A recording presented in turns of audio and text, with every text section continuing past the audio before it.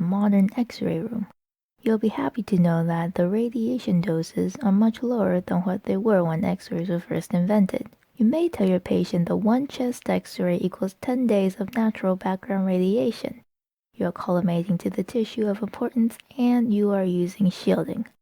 But what is radiation dose? Dose, or effective dose, measures relative radiosensitivity.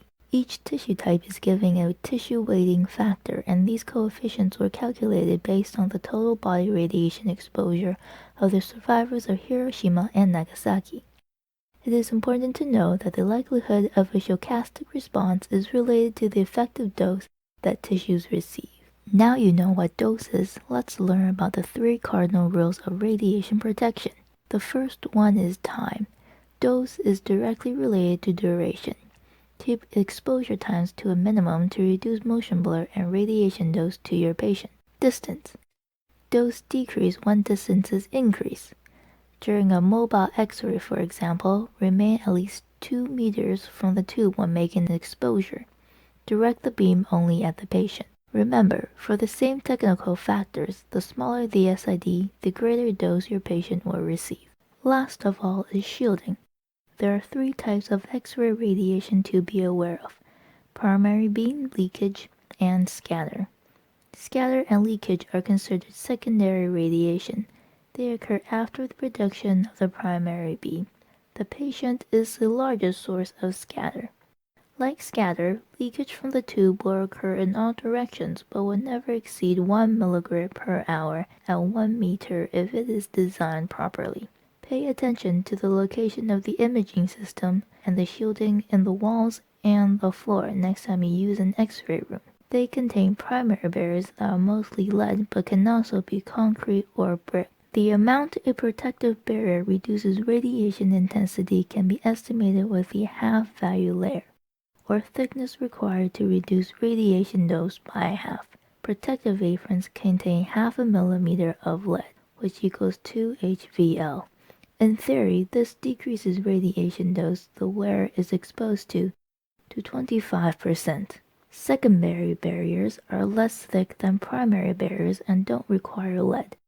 They can be made of drywall, glass, or lead acrylic. Operating console barriers are secondary barriers, as the useful beam should never be directed at the operating console. It should also be impossible to take an exposure while standing unprotected outside the barrier. Another healthcare professional may be in the examination room during the exposure, but only if that person is wearing protective apparel. Now let's examine how the X-ray tube contributes to shielding from radiation. The X-ray tube must be in the housing to reduce leakage. As mentioned earlier, it must emit less radiation than 1 milligram per hour at 1 meter from the housing. This is accomplished by having an inherent filter of 2.5 millimeters of aluminum above 70 kVp and minimum of 1.5 millimeters of aluminum between 50 and 70 kVp. Added filtration, such as filters placed between the patient and the beam, can also reduce radiation dose. Using collimation guided by a light localized variable aperture can also reduce patient dose. The beam and light must coincide within 2% of the SID. To start off, you may notice that the collimation is equal to your IR size. That means that the positive beam limiter is activated. Always remember to detente if required and ensure that the beam and light are aligned to your IR. Now let's talk about quality control so you know when your machine is not working properly. Output radiation intensity should be consistent. Check repeat exposures and observe any variations. Variations should not exceed 5% for the same technical factors. Linearity is achieved when radiation dose remains the same between adjacent MA stations. Doubling the dose, for example, should also double the amount of radiation emitted by each adjacent X-ray tube. Maximum acceptable variation in linearity is 10% from one MAS station to an adjacent MAS station. Lastly, be sure to monitor your radiation dosage.